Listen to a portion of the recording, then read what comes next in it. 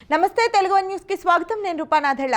కలియుగ వైకుంఠం తిరుమల తిరుపతి దేవస్థానంలో జరిగిన అపచారంతో యావత్ ప్రపంచంలోని శ్రీవారి భక్తులు కలవరానికి గురవుతున్నారు. పవిత్రమైన లడ్డు ప్రసాదం తయారీకి ఉపయోగించే నెయ్యిలో జంతువుల కొవ్వు కలిసిందంటూ ల్యాబ్ రిపోర్ట్ రావడంతో తీవ్ర ఆగ్రహం వ్యక్తం చేస్తున్నారు. ఈ వ్యవహారం దేశవ్యాప్తంగా పెద్ద దుమారం రేపుతోంది. కేంద్ర ప్రభుత్వ పెద్దలు సైతం ఈ అంశంపై స్పందించి అసలేం జరిగిందని ఆరా తీస్తున్నారు. మరోవైపు ఏపీ ప్రభుత్వం ఈ ఘటనను సీరియస్ గా తీసుకుంది. కల్తీ వ్యవహారంలో బాధ్యులపై కఠిన చర్యలు తీసుకుంటామని ముఖ్యమంత్రి చంద్రబాబు నాయుడు స్పష్టం చేశారు.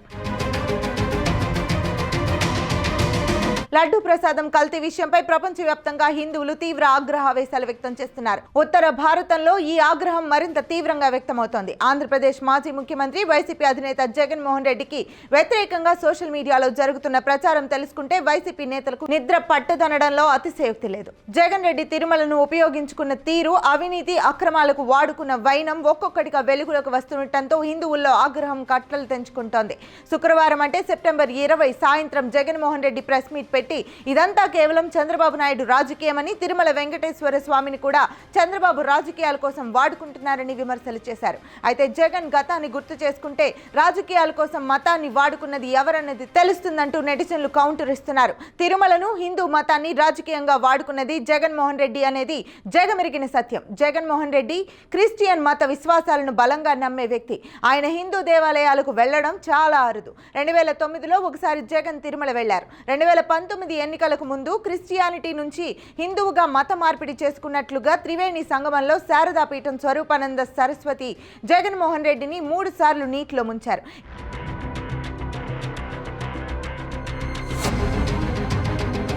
ఇదంతా 2019 ఎన్నికల ముందు జరిగిన తంతు. ఈ వ్యవహారం అంతా రాజకీయ అవసరాల కోసం జరిగిందనేది అందరికీ తెలిసిన బహిరంగ రహస్యమే. హిందువుల ఓట్ల కోసం జగన్మోహన్ రెడ్డి ఇలా ప్రవర్తించారన్నది రాజకీయాలపై అవగాహన ఉన్న వారికి ఎవరిని అడిగినా చెప్పేస్తారు.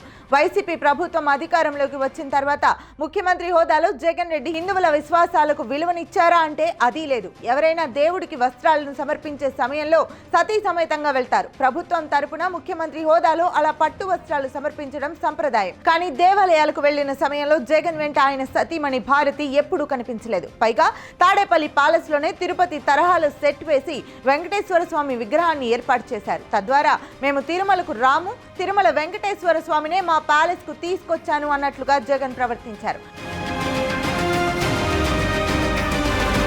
భారతదేశంలో ఎవరి మతాన్ని వారు గౌరవించుకుంటారు. ఇందులో ఎలాంటి తప్పు లేదు. కానీ జగన్మోహన్ రెడ్డి 2019 ఎన్నికలకు ముందు మత మార్పిడి చేసుకోవటానికి కారణం ఏంటి? అందులో రాజకీయ అంశాలు ఏమీ లేవని కొద్దిసేపు అనుకుంటే జగన్ అధికారంలోకి వచ్చిన తర్వాత ఏ ఒక్క హిందూ ఆలయాన్నైనా నిర్మించారా? మరమ్మతులు చేశారా? ఆలయాల భూముల ఆక్రమణలకు గురి కాకుండా పరిరక్షించారా అంటే అదీ లేదన్న సమాధానమే వస్తోంది.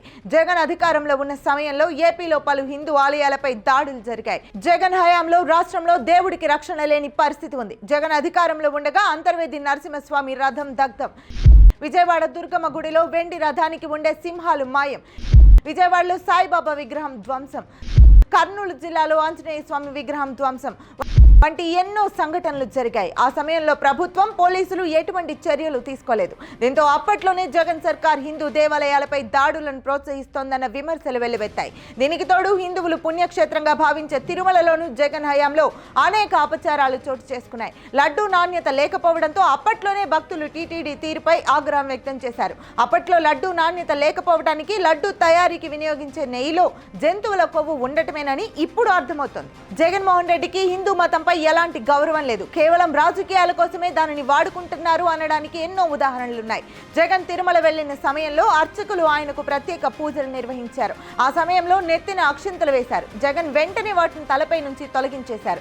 హిందుత్వంపై గౌరవం ఉన్నవారు ఎవరైనా అర్చకులు దీవిస్తూ నెత్తిన వేసిన అక్షింతలను తొలగించరు. చాలాసేపు తలలో అలానే ఉంచుకుంటారు. కానీ జగన్ పలు సందర్భాల్లో అర్చకులు దీవిస్తూ తన నెత్తిన వేసిన అక్షింతలను వెంటనే తొలగించిన వీడియోలు సోషల్ మీడియాలో వైరల్ అయ్యాయి. అవుతున్న ఉన్నాయి. CM Chandrababu Naidu, deputy CM Pawan Kalyan హిందువులు అయినా వారు ముస్లింలు, క్రైస్తవుల మతాలను గౌరవిస్తూ చూస్తారు.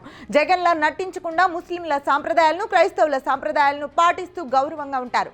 కానీ జగన్ మాత్రం హిందువుల ఓట్ల కోసం హిందుత్వాన్ని రాజకీయంగా వాడుకున్నారు. పైగా హిందువులపై ప్రేమ ఒలకబోస్తూనే హిందూ దేవాలయాలపై దాడులు, తిరుమలలో ఇష్టారీతిగా వ్యవహరిస్తూ హిందువుల మనోభావాలను, అధికారాన్ని అడ్డుపెట్టుకుని జగన్ దెబ్బతీశారనడంలో ఎలాంటి అతిశయోక్తి లేదు.